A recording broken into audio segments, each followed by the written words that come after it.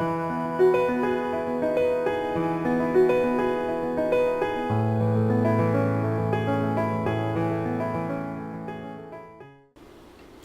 I'm Demi, founder and CEO of You're the Book Press and editor-in-chief of Self Pub Magazine. We are here in the studio today with author Cara Sue Achterberg for a little bit of a person behind the author series. So we're going to dig into your deep, dark mysteries. How's that? Okay, I'm ready. No way! Really? Oh, well, we can dig into the really good stuff now. I understand that you have been pursuing the traditional publishing method for a long time. Well, I mean, not to say like dinosaur age or anything, and you finally made it. So I know that our viewers, and especially our other authors, would be curious to what that process looked like over time to get you up and ready. It's been a long, long time. It's been pretty much 10 years in the making, and it started out, I wrote my first book and sent it out and thought, next week I'm going to be a bestseller. Because you get that, if writing a book is a big deal, and finishing it when you're just in your own little world, you think, wow, this is so awesome, I'm just going to mail it off and someone's going to publish it, and it doesn't happen.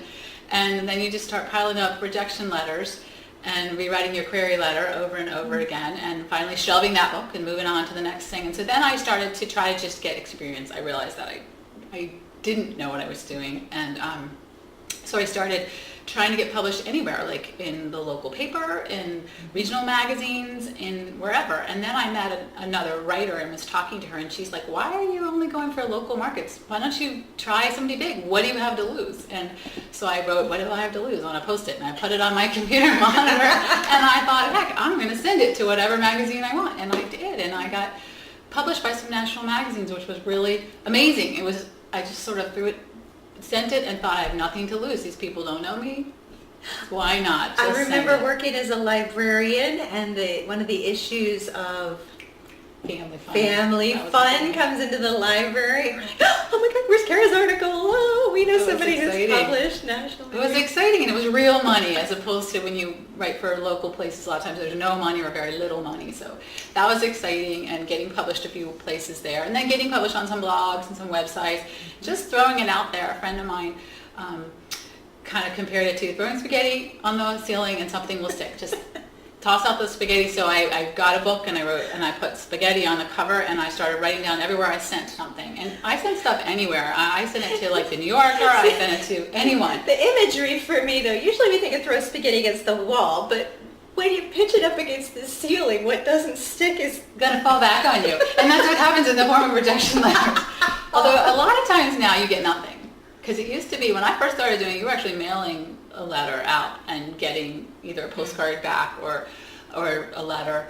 And now a lot of it's done through email, which is really easy, makes it very easy, but it's got to be hard from the other end. They must just be getting thousands of stuff, thousands of letters, and to stand out in that is hard. So you have to just keep working at it and carving at it until you get just the right pitch. And the more you put your name out there, the closer you get. So I felt like when I won a few contests, when I got some big national magazines, then I was getting closer to an agent's desk. I think prior to that I was only getting as far as like their assistant. And then I was getting a little further and a little further. The gatekeepers are important people to and you have to have something to stand on, and if you don't have a master's from Iowa Writers Workshop, well then you better have some kind of credentials, but it's hard to get credentials when you don't have credentials. So it was a long process, and then I finally actually landed my agent a month after I said to my husband, all right, I'm going to stop this now. It's been 10 years, I told myself, 10 years, and now I need to go make some money because I have kids going to college. And I kind of put it aside, and I was actually out riding my horse when I got a call from an agent in Chicago who wanted to sign me, and that was pretty exciting, and it kind of kept me going. So, yeah, a long time, 10 years. You just got to keep putting yourself out there. You were building social media platform though along the way too. So what elements were you using to get your name and your words out there?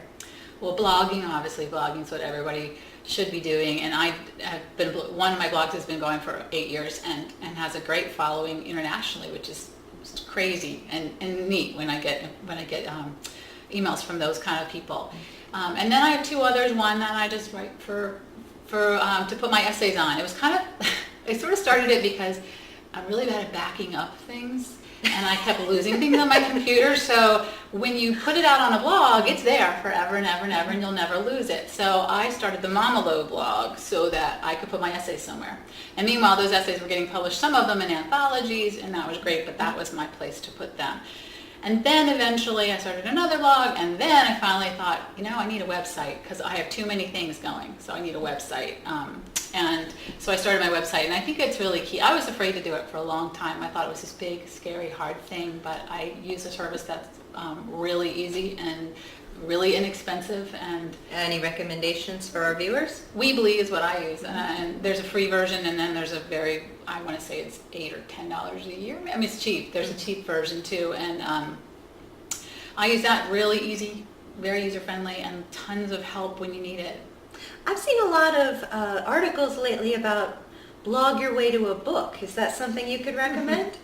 I think everyone's doing that now. I mean, there's so much of that now that it's harder than it was. I think there was a time when it was really easy. The nice thing about blogging your way to a book is that it's a discipline where you're continuing to write stuff. And so you get the information. So then you suddenly have a whole book worth of writing. Whereas when you sit down to write a whole book, that 100,000 words is intimidating. It's scary. 100K. Yeah, it's really scary to imagine writing that. But when you write it in blog posts that are, say, 1,500 words, well, you get there fast.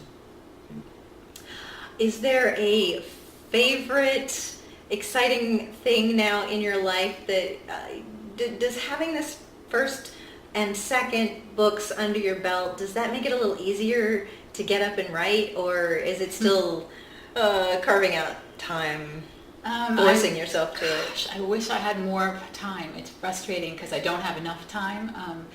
I try to write something every day, and you hear that again and again from all the writing people. You have to write every day, and I do write every day. Sometimes it's just journaling, and sometimes it's an essay that I may never do anything with, and sometimes it's a book or a character or whatever. Right now it's just a lot of editing, and editing is, for me, torturous. But it's so important, and you have to edit. You should be, I would say that 75% of my day is editing, and 25% is actually writing. Well, I know you're also balancing a family life. You have tell us a little bit about your kids in your household and how you managed to be a successful author at the same time. I don't know. There's too much going on. There's way too much going on because I have 3 kids. My oldest headed for college this year. Very excited.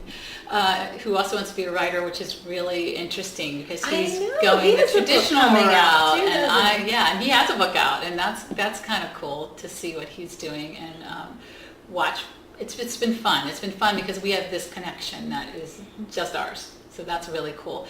And then I have a 16-year-old learning to drive, and a 13-year-old in middle school who's involved in every sport possible, it seems like. So I'm always driving and I'm always running, and then beyond that, we have a massive, massive garden, and and it's really, really busy. There is not enough time for the garden or the animals. We have horses and chickens, and there's just not enough time. And so what I did was that I went out and started to be a foster mommy for dogs and brought in dogs. So now not only do we have all of our stuff and our animals, and now we have random dogs staying with us. But it's really a cool thing to do, and I love doing it. I love helping these animals find their forever homes. I have a sense you also have a passion for organic living.